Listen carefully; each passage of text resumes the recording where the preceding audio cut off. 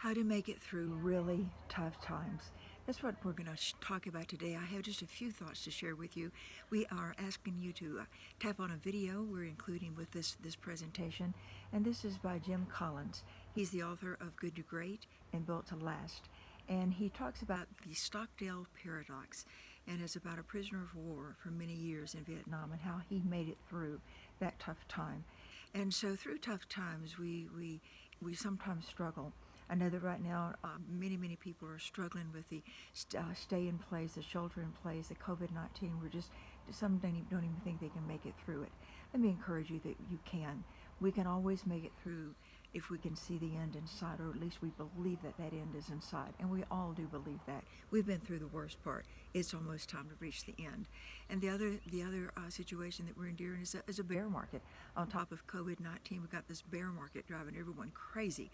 So David and I, during the tough times, especially with the market, when you realize we've been through quite a few, we've always endured all of these with just a peacefulness. It's a sense of peace, a sense of strength, because we believe so much in capitalism and the markets. And so this is our fourth bear market, many recessions, and some economic meltdowns. How many of you remember the Japanese nuclear disaster, Brexit, and who will ever forget the depression, the fear, and the just horrid experience of 9/11. Yet our country came through that bigger and better and stronger.